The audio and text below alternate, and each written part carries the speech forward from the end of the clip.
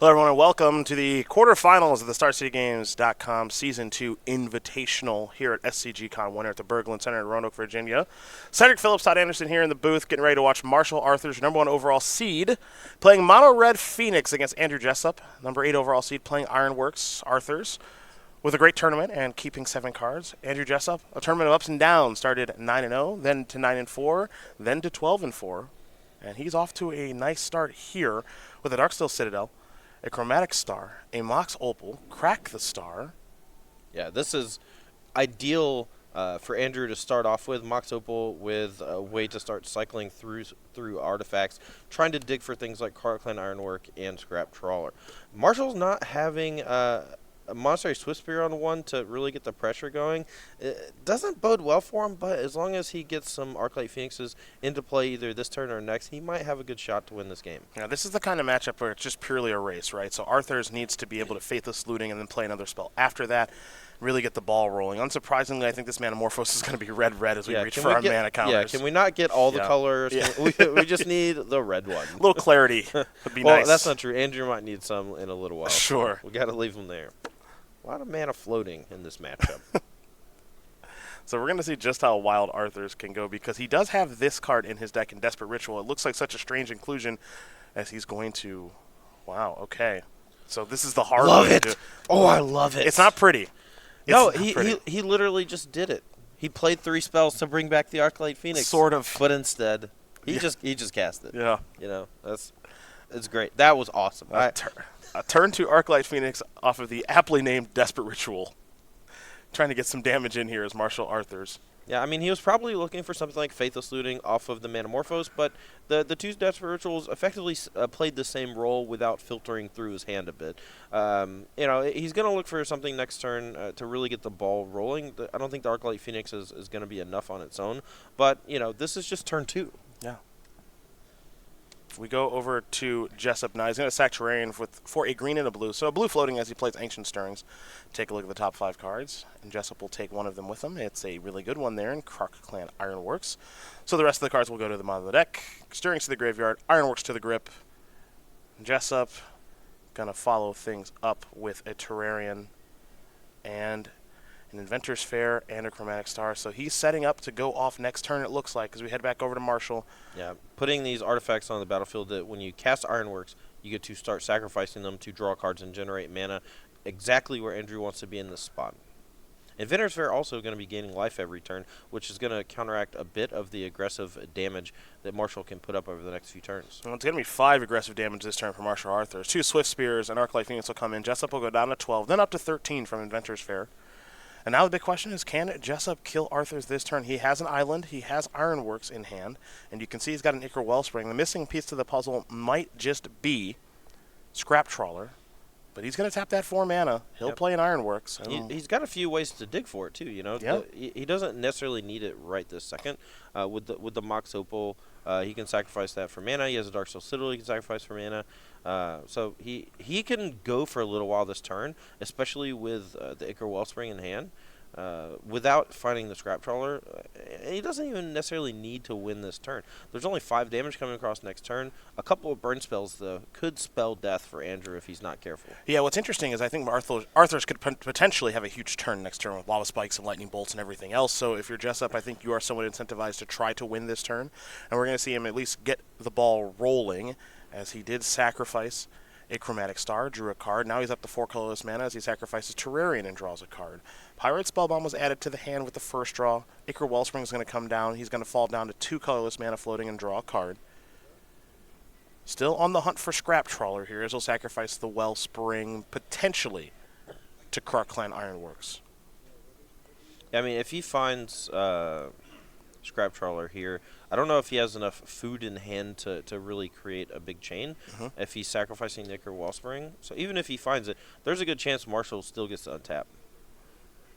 Well, up to 4 colorless, and Jessup will draw another card. Todd, you did mention that there are some other things that he can sacrifice there in Mox Opal and Darksteel Citadel. We'll add Pyrite Spellbomb to the list, and so he'll sacrifice that to draw a card. Not going to sack it to Ironworks, so he falls down to 2 mana. Chromatic Sphere will make it down to 1 mana. Yeah, unlike Chromatic Star, though, you have to filter that through mana to be able to draw a card. That's exactly what he'll do. He's going to add a green in case he's got a Stirrings hiding out in the hand. But it looks like Jessup is having a little bit of difficulty here executing. He does have Engineering Explosives, which he's going to play for 1 here to good. prevent a lethal attack next turn. Yep. At any point that Marshall plays like a burn spell or two to threaten lethal off the Swift Spears, Andrew can just sacrifice either the Mox Opal or Darksteel Citadel, pop the Engineering Explosives, and take care of both of those Swift Spears.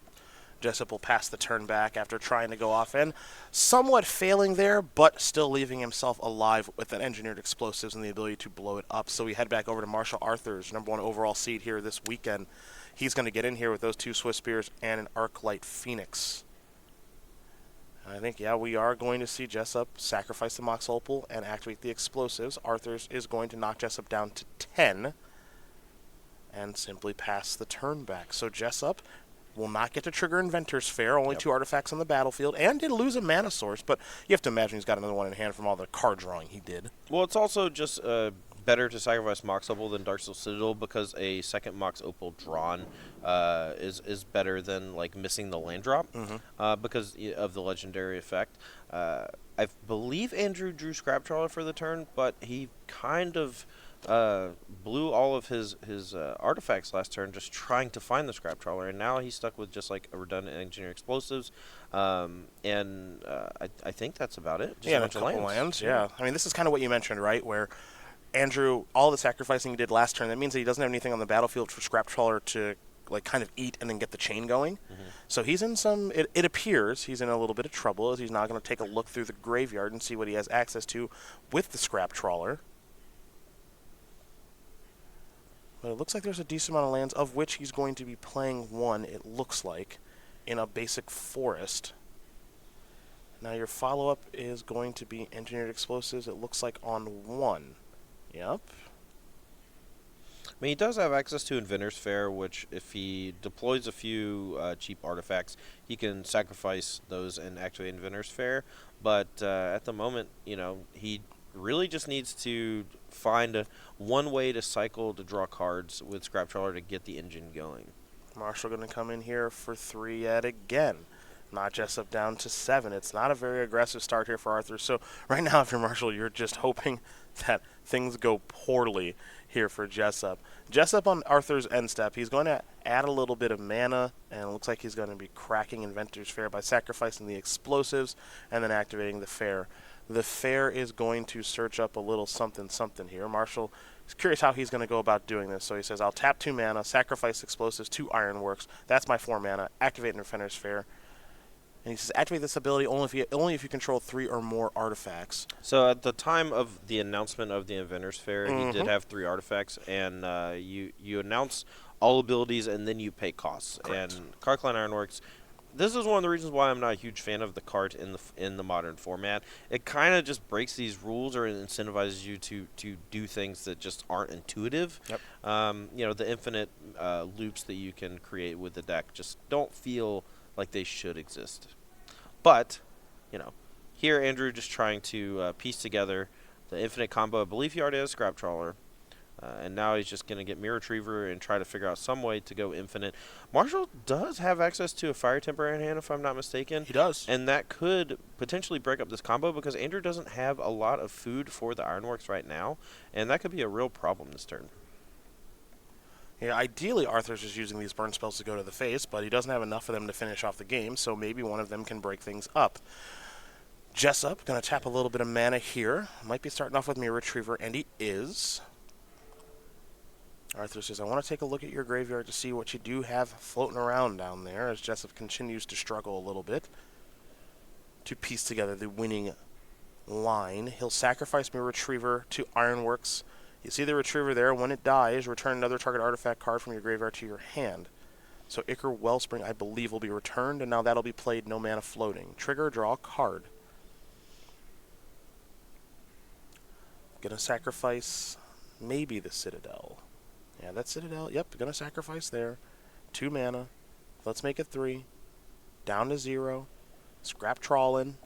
Yeah, so now if he cracks the Ichor Wellspring here to draw a card and return a Chromatic Star, Marshall can target the Scrap Trawler with a Fiery Temper in response. And that'll let Andrew get back another card, but it'll technically break up the combo unless Andrew has another copy of Scrap Trawler off these next few draws. Okay. So there is the Fiery Temper that you mentioned, Todd. Gonna sacrifice Scrap Trawler, will Andrew. Andrew going to get back Mirror Retriever. Okay. So he gets back Star. Yeah, Star and Retriever, Yep. and draws a card. Yep. It's not pretty, but it is very powerful. So there's Retriever. Sacrifice Retriever. Probably get back Trawler. Yeah, maybe we just had no outs, you know. Maybe. Star. Down to 3. Down to 0. Sacrifice Star. Up to 2. Get back Mox. Or Citadel, but I imagine it's Mox. Yep. He's got 2 artifacts, so the Mox will be the 3rd artifact for Metalcraft. Tap that. Looks like he might want some colored mana. It'll be green. Up to 3. Yep, and I think at this point it's basically just elementary. Yep. He's going to cycle through enough things to probably find another Scrap Trawler. He's going to sacrifice that to bring back the Mirror Retriever, and then very easily figure out a way to go infinite, and then use Power Spellbomb to end the game. The problem here is it just mechanically takes a little while. What Andrew did find the Scrap Trawler pretty quickly, so I think he's just going to demonstrate the loop here to Marshall in just a moment. Yeah, it looks like it's time to run up the scoreboard. Marshall knows that he is beat and he will concede the game, so Andrew Jessup's going to win game number 1 here over Marshall Arthurs. Ironworks is up a game over Mono Red Phoenix, as Arthurs just did not have an aggressive enough start. He's really got to start these games, it looks like, Todd, with Swift Spear. Oh, yeah, I think Turtle and Swift Spear is key. At the very least, you know, try to get the ball rolling with things like Faithless Looting and put some a couple of Phoenixes in the graveyard to bring them back on turn 2. You know, something like that. Swift Spear, I think, is key, though, for him taking down this other pre-sideboarded game. And Todd did mention pre-sideboarded game. That's why you see players not going to the drawing board. We do 2 pre-sideboarded games and 3 sideboarded games here in the top 8 of our invitationals. Best of 5, baby. Absolutely. So these players will just get back to shuffling, getting ready here for game number 2. We'll just up a game. Arthos will be on the play, and we'll get ready to watch that second game unfold in just a moment. But first, we are definitely going to go to the StarCityGames.com holiday snowstorm sale. Wait, why is it Taiga? It should be Tundra. Yeah. We'll have to get out of here. We'll have to get the graphic updated. It's going to end January 7th. Go to StarCityGames.com/holiday sale. Hundreds of items, our lowest prices of the year. Items including Academy Rector, Demonic Tutor, Mana Drain, and Taiga, which maybe should be a Tundra given the weather outside today. Where's the snow version of Mishra's Factory? Yep. We can get out on we there. We can get a nice little graphic rolling, that's for sure. Every card from Ice Age. Oh, man. Go to StarCityGames.com/holiday sale. Make sure you bookmark that and check that daily, because we'll be adding items up until we end things on January 7th. Getting ready here for game number 2 between Marshall Arthurs and Andrew Jessup. We'll let you know our other matchup here very quickly. Gerard Fabiano, he's playing Jund against Zachary Keeney, who is playing Storm. Fabiano very quickly up 2-0. Perhaps those game 1 Nile spell bombs. Oh, absolutely. Playing a role in things. Absolutely. We can't see the games from here, but that was my assessment, that those could play a huge role. I picked Keeney because he just had such a great weekend during the Swiss. He beat Brad Nelson in the effective winning in round 15 to be able to draw in the last round. Basically going undefeated, I believe, in Standard. And then his Storm deck just looked like it was performing pretty well. And personally, I just lose the Storm a lot, so I just thought it was going to take it down, even in the face of those main deck Nile spell bombs. Well, we do want to let you know very quickly again, as these players take a look at their opening hands, that each round, one lucky Twitch viewer will win 2 Gold Rush envelopes. Type !Snowstorm in Twitch chat once to enter to win. We'll announce the winner at the conclusion of our first set of quarterfinal matches here from SCGCon Winter. Thanks for joining us at twitch.tv/SCG Tour. And hopefully you're enjoying the Cardboard Live extension, checking out deck lists and all the other fun stuff. They're doing some great work over there at Cardboard Live, and we are thrilled to have them on board for our Season 2 Invitational Elimination rounds, as Arthurs is taking a look at his opening hand. And we'll see if he's happy with what he's found. He is. Looks like Jessup is as well. We'll go. No Swift Spear, just a mountain. Yeah, I mean, as long as he has some amount of explosiveness on the second, even third turn, if he has a huge third turn, I think that it's okay. Andrew, in order to win on turn 3, needs either a Mox Opal or a Mind Stone. And while he does have draws like that, his deck doesn't always kill you when you have one of those early starts. You need to dig for the Karkline Ironworks. You need to start cycling through things, and the more you cycle those artifact rocks early on, the less food you have for your Ironworks once you cast it. Tormenting Voice there from Arthur's will allow him to discard an Arclight Phoenix, so you have to imagine that's going to be coming back next turn. For Andrew Jessup, he'll play a Mind Stone with the mana that was floating from the Terrarians. Now we head back over to Arthur's. He'll draw. Importantly, he didn't have a 1-mana artifact to play off of the Mind Stone, which he would almost 100% play there. So his hand might be a little clunky. Yeah, possibly. Arthur's is definitely going to need it to be. He's going to start things off with a Manamorphose. He'll draw a card.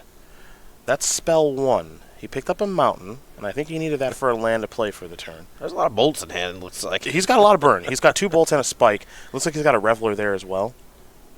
And it looks like a Swift Spear and a Gut Shot. Mm-hmm. So if, he might have drawn the... No, I don't. I guess that's not a Swift Spear because he... No, he drew Swift Spear off Tormenting Voice. Okay. Yeah. Okay. So he drew the land for turn, so now he actually can play Swift Spear and double bolt because he has 2 red floating. Yep. Down to 1 red floating now after playing the Swift Spear. Spike you real good. Oh, yeah. Bazinga. Bazongers. And Gutter Ball. And I like the sequencing here by Arthur's because he's leaving Bolt in his hand in the off chance that he actually needs to do some bolting on a Scrap Trawler or something. I don't like that much because I want to get in as much damage with Swift Spear as I can and also make my Bedlam Reveler a little cheaper next turn if I need to go that route. Okay. Because right now, had he bolted, he could get Jessup down to 6. Yep. 1 from the Prowess Trigger, 3 from the Lightning Bolt. Yep. Let's see what this is going to be. Is this actually going to be Ironworks right now? I mean, I think it has to be, and I think he needs to win this turn. I think Marshall is actually... He's not currently presenting lethal. There's only 4 total damage on the battlefield, but with 2 bolts in hand, that's actually lethal. Yeah. That's a lot of damage. Yeah. Well, we're going to see if that play of holding the bolt here gives him the best opportunity to win. Jessup is going to start by sacrificing Darksteel Citadel and play an Ichor Wellspring. No mana floating, going to trigger and draw a card. We'll see where Jessup goes from here. Well, the Ichor Wellspring gives him a pretty good shot to win just because it allows him to chain off pretty well with the cascading effect of those Scrap Trawlers. He'll sacrifice the Mind Stone up to 2 colorless mana, down to 1. This will allow him to play a Terrarian.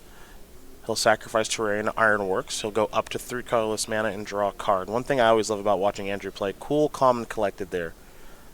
Never gets too far ahead of himself. And he'll now play a Scrap Trawler. He also knows exactly where he's at. While he's at 10 life, he can't ever assume he's safe against this Mono Red Arclight Phoenix deck. He'll sacrifice the Ichor Wellspring. Bolt is going to go after the Scrap Trawler in response. Jessup is going to, unsurprisingly, sacrifice the Scrap Trawler to Ironworks and get back the Ichor Wellspring. So there you go. No, I mean, I guess there's a good chance Marshall would have died this turn if he hadn't held up that bolt. So, I take it back. You were right. He was right. So he gets back Ichor Wellspring from... The Scrap Trawler. Yeah, from the Scrap Trawler. Thank you. Yep. And then the Ichor Wellspring dying got back the Terrarion, which continues the chain. And if he finds another Scrap Trawler, he can kind of keep going in this loop. There's an EE. There's an Ichor Wellspring. So, down to 3. Draw a card. Wellspring so busted when you're going off with this deck. There's a Scrap Trawler. I think we're done here, Todd. Yeah, I mean, it's elementary. I mean, there is like a 1% chance you can brick, but, it's pretty low. Going to get back a Terrarian now, will Jessup. Add Terrarian back to the hand, play Terrarian, down to 1 mana, sacrifice Engineered Explosives. Yeah, that's so that he has a 0-mana artifact to get back with the Terrarian. So it's not infinite yet. Marshall should not concede or anything like that. Just make him play it out. Make him show you the actual kill, at least in this game. Found a Mox Opal now. Yep, and that'll help generate a lot of extra mana. But, if Andrew just has, let's say 7 lands on top of his deck. Yeah. There's a chance. Oh. Ancient Stirrings is going to make that. Okay, now it's going to need 14 lands on top of his deck. It's getting a little more difficult. He'll take a Mind Stone. Mindstone will be added to the 27 lands on top of quick, the deck. Quick check on the deck list. How many lands? Like 19. Yeah. not that many. Quick check. Terrarion and Wellspring look like coming. Boy, he's organizing the graveyard for his 1, 2s, and 3s to see what he can get back, making things a little bit easier on himself as he continues to go off here with Ironworks. He'll sacrifice a Mox Opal. He'll be up to 7 colorless mana now. Down to 6, play a Terrarion. Up to 8 colorless mana, get back the Mox. You can see mechanically he's done this enough times where it's actually quite smooth here on Jessup's side as he plays the Mox. He'll play a Mindstone down to 6 colorless.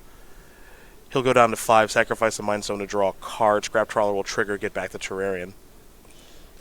Yeah, at this point, it's all mechanics, and I don't think there's a possibility that he bricks off now. Mm-hmm. Down to 3 to play the Ichor Wellspring.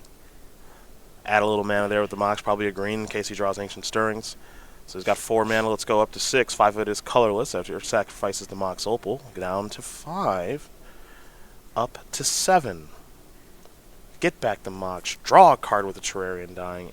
Play the Mox. Add some more mana. This time we'll add a blue. That's why this is turn 3. This is turn 3, isn't it? This is turn 3. Yeah. This is fine. Just, Dog in house. Surrounded by artifacts on fire. Yeah. This is fine. Yep. Ponder's too good. I can't play. Here we go. I can't play my. This is what I came here for this morning. Yeah, how about this? This is faster than Splinter Twin. That's true. That's true. Everything is all right. There it is. And Marshall has had enough. I honestly get to that point a lot when I play against Ironworks. The play patterns early in the game, the first couple turns are fun, but the turns where they go off, even if they fizzle, if you don't kill them the next turn, they're just gonna do it again. Yeah. But they're just time thieves. They're literally sucking 15 minutes of your life away. You don't get it back. Yeah. It's gone forever. I usually just ask a judge if they'll watch and make sure that my opponent mechanically does everything correctly. I'm F6'd. I gotta go to the bathroom, man. Just let me. Well, Andrew did everything very smooth mechanically there. He's up 2-0 here. We'll go to Marshall, who's beyond the play for game number 3. Sideboard time: 3 Blood Moons, 3 Tormod's Crypts, 3 Surgical Extractions, 3 Young Pyromancer, 2 Hazoret the Fervent, and Anger of the Gods. Todd, what can he put in here to turn things around potentially? So, cards like Blood Moon can do a little bit of work here against the Ironworks deck. They are pretty reliant on things like Buried Ruin or Inventor's Fair to give themselves a little more consistency. However, without any other real disruption, I don't think something like Blood Moon is going to be good enough. Andrew can go off pretty quickly, as we saw in both of those games, and I think that Marshall just needs to try to apply max pressure and hope that Andrew doesn't have the turn 3 or sometimes even turn 4 draw. The Surgical Extractions can help break up the combo a little bit, so I would look for bringing those in, but not a lot else. Yeah, the thing, too, is you want to be able to bring in some of this hate, but, how much do you bring in so it doesn't dilute your deck, and does it even give you a chance to still win? Right, Surgical Extraction I don't think dilutes your deck very much. It can trigger Monster Swift Spear. It can be a free spell to help turn on Arclight Phoenix, so I quite like Surgical Extraction in the matchup. I think it's a pretty clean swap out for something like Gutshot. All right, Andrew Jessup, you've got 4 Nature's Claims, 2 Galvanic Blast, 2 Lightning Bolts, 2 Negates, 2 Psy, Master Thopterus, a Fire Spout, a Swan Song, and a Tormod's Crypt. Todd, what are we liking over there? Well, the Nightmare scenario is that Marshall draws a bunch of creatures, and Andrew Jessup draws a Psy, Master Thopterus, and relies on that to take care of the game. Marshall's down 2-0 here. I don't think it gets better after sideboard. I think Andrew's going to get access to Galvanic Blast to help buy in some time. He might want Lightning Bolt to take care of Swift Spear, since I think Swift Spear is one of the better cards in the matchup. But mostly I think Psy Master Thopterus is going to be where it's at. Well, those are the options there for both players. They're going to sideboard and shuffle up. You have to imagine they tested some last night, so I don't think the sideboarding will take too long. But it does give us a great opportunity to hear from our friends over at Ultimate Guard.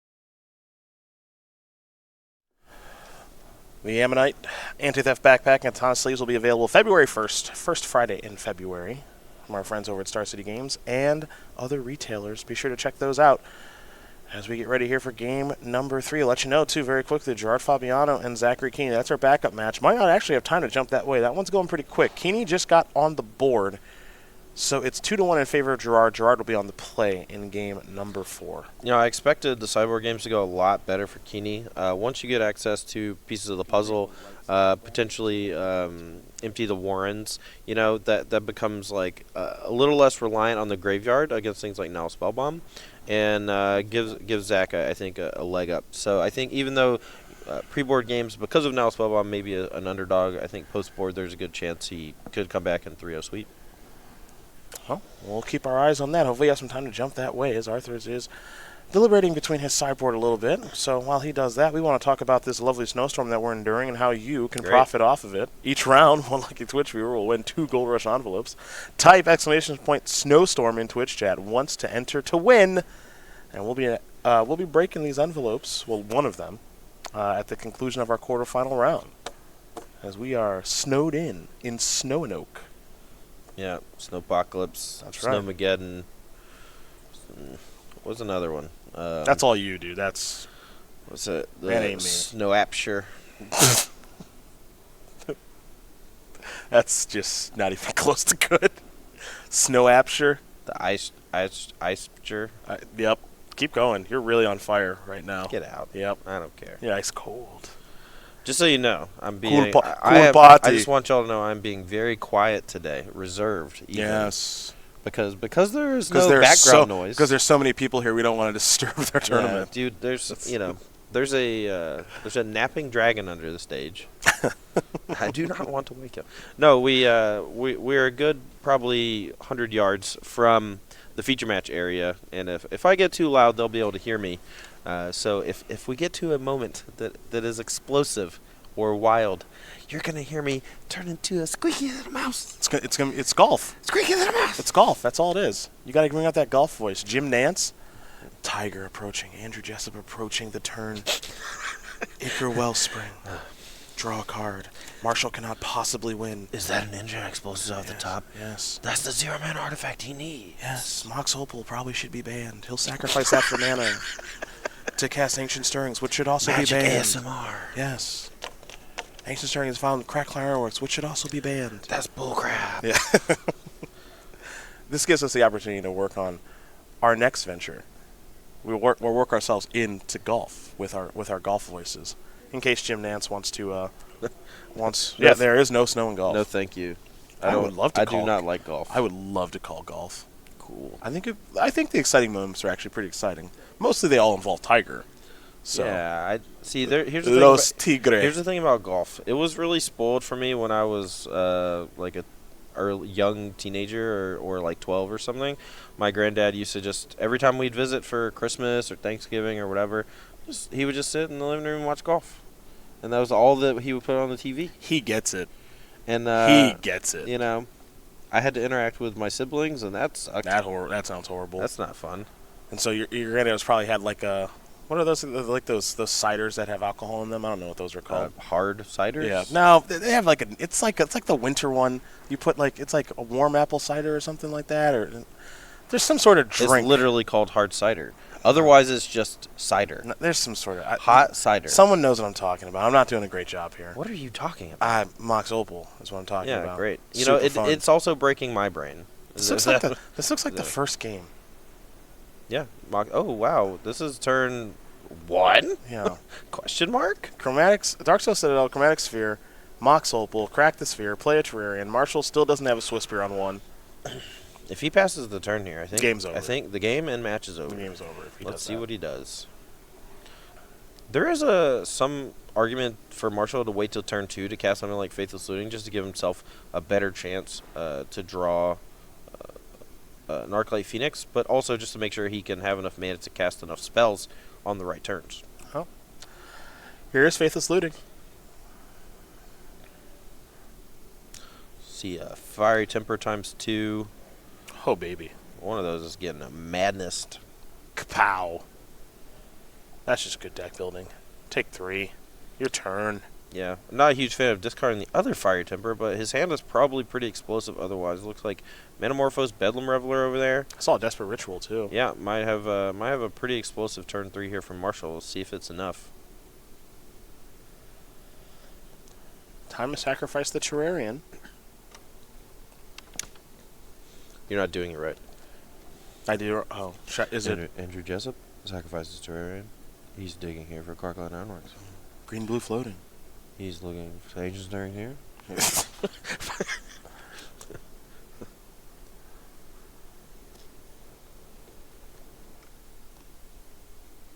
Well, here's another Terrarian. Terrarian number 2.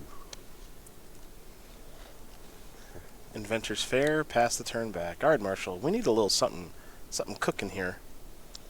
See what we got. I think this is going to be a turn. I hope so. This is going to be a turn. I hope Marshall just sat up in his chair. Let's go, Marshall. Come on. That's ritual number 1. Oh, there's a Swift Spear. There's multiple Desperate Rituals. He's got to go Ritual into Swift Spear into Ritual Metamorphose, Bedlam Reveler, or something. That's not the worst. I don't hate it. He might Metamorphose first to try to hit a land drop so he gets more raw spells with that Swift Spear. He keeps drawing Swift Spear like a turn too late. Yeah, I know. It's frustrating. All right, 3 red, down to 2 red. Swifty. Next up, Metamorphose, trigger. Red, draw a card. Next up, didn't get a great look at it. He's got he's got 5 spells in the graveyard. Metamorphose is the only one that's triggered Prowess, however. Does have a copy of Surgical Extraction in hand. It's got to count for something. Yeah, it's not doing a whole lot right this second.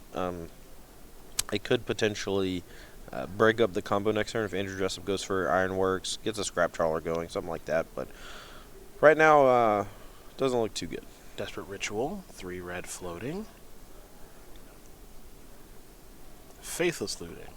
Okay. He needs to hit like Arclight.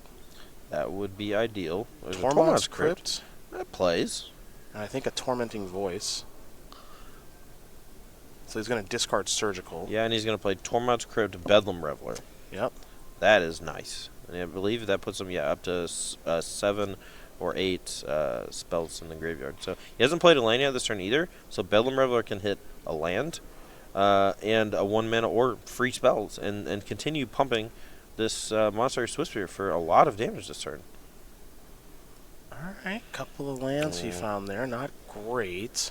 No, but he can use those next turn with Faithless Looting to turn them into real spells and pump both of his creatures with Prowess.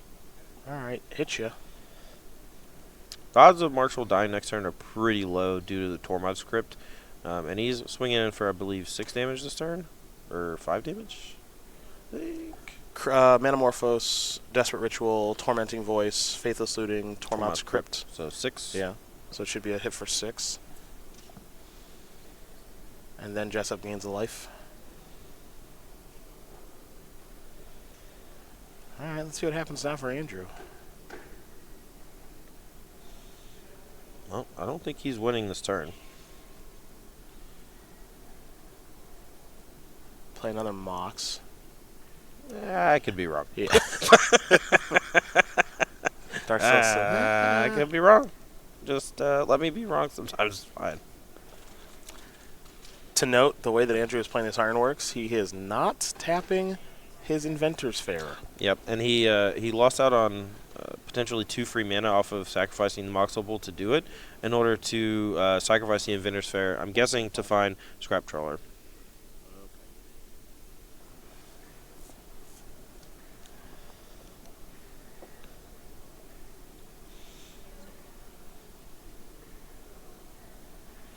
Sacrificing both Dark Soul Citadels here for mana. My guess, popping this Inventor's Fair right now to go get Scrap Trawler. He might just have Scrap Trawler in hand. Well, maybe not. Well, Terrarian to start. He does have it in hand. Alright. So now we're going to see how good Tormod's Crypt is. And I'm not convinced it's... a one-shot, I'm just not convinced is that good. So Jessup is going to start by sacrificing Terrarian. Yep, it's one of these. This matchup is just as bad as I thought it was. Yeah. I called Andrew in 3. Just want to point it out. Now, Marshall's in this spot where, okay, every time Andrew sacrifices an artifact, Andrew's going to go, you want to blow the crypt now? Yeah. Because if you do, I'll be fine. You want to blow the crypt now? And we're just going to have this little dance. Yeah, even if... I mean, he's only going to get one shot at it. He needs to make sure he snags, like, Mirror Retriever or something. But it's going to be really difficult because Andrew can always sacrifice either the Scrap Trawler or the Ironworks to bring back that Mirror Retriever in response to the Tormod's Crypt activation. And it does not feel like this is the first time Andrew's had to go off around a Tormod's Crypt. Yeah. I would agree with that. Maybe not Tormod's Crypt, maybe like a active Relic Upper Genesis. Tormod's Crypt doesn't see a lot of play in Modern anymore. Sure. Going to sacrifice Terrarian, trigger, get back Mox Opal, draw a card. 4 colorless mana floating here for Andrew Jessup, who's had a roller coaster of a tournament, starting 9-0, falling down to 9-4, winning his last 3 matches to be 12-4, and his tiebreakers holding up to push him into the elimination rounds, where he's getting the opportunity to make the most of it here with his Ironworks deck. He'll play a Mox Opal. Tormod's Crypt of his own. Yeah, I'd take it back. Tormod's Crypt is the MVP of Modern. It's in every deck. Maybe a little surprising to see that show up. No, it's a good way to turn off Bedlam Reveler or to snipe an Arclight Phoenix if you draw it early enough. I understand why he would want it if he's doing the Psy Master Thopterist dance as his like main win condition after sideboard. Something like Tormod's Crypt can slow Marshall down long enough for him to find it. And Jessup is going to crack his Inventor's Fair.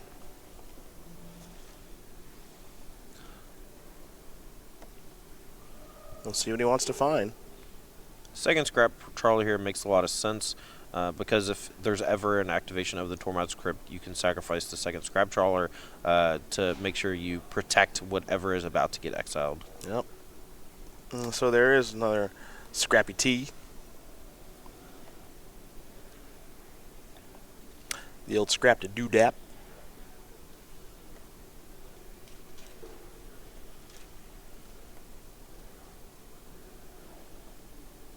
Time Thief.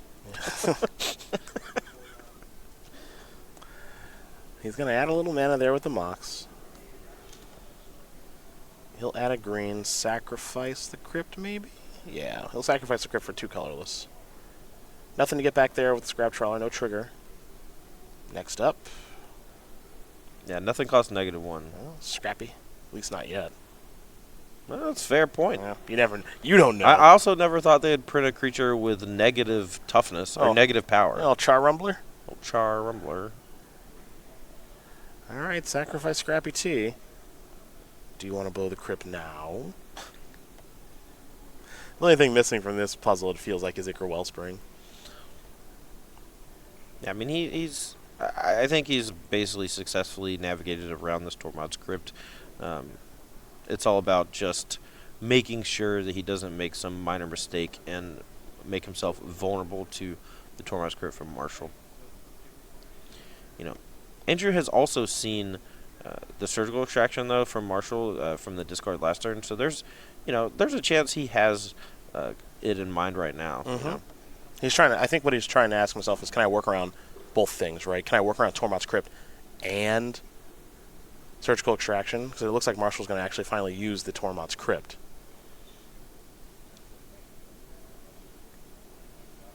And this is kind of fascinating because obviously if Andrew gets this wrong, he's probably dead.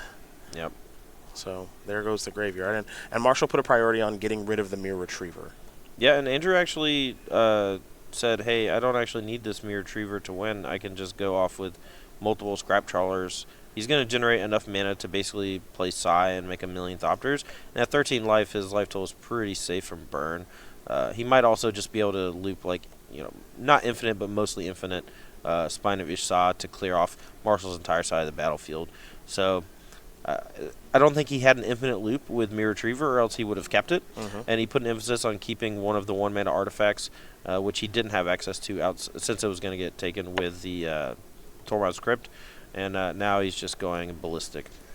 Well, you saw Andrew sacrifice a Mox Opal to add some mana, then play another Mox Opal, add some mana, and then sacrifice Terrarium, getting back both Mox Opals. Now he's going to play one of those Mox Opals that he's returned with the Scrap Trawlers. Sacrifice that.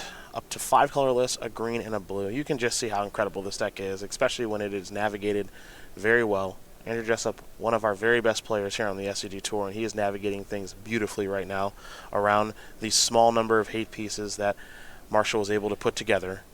Yeah, he doesn't have it yet, though. He sacrificed the second Scrap Trawler to get back to the Terrarium, so he might be mostly out of juice. But, you know, that all it takes is drawing one Ichor Wellspring, one Mind Stone, something like that, and it just starts all over again. And then you have to fade 2 more draws or 3 more draws. Going to get back that Mox Opal again, draw a card, picked up a Chromatic Star. This will allow him to keep going. He'll play Mox Opal. He'll add another blue mana, so he's got 3 blue, 1 green, and now it'll be 12 colorless as the Mox will be sacrificed. There's the Star. Star will bring him down to 11 colorless. We're going up to 13 as he grabs another 6-sider. Return the Mox, draw a card. It's like a Sai. I think he found a Sai. You mentioned that this would show up. Not surprising to see it in his deck after sideboard, but this looks like the plan of generating a whole bunch of Thopters, folks. Yeah, and this is going to make it basically infinite, and that's going to be enough. Andrew Jessup going to win this game match here over Marshall Arthurs. Ironworks is going to take care of Mono Red Phoenix 3-0. Simply too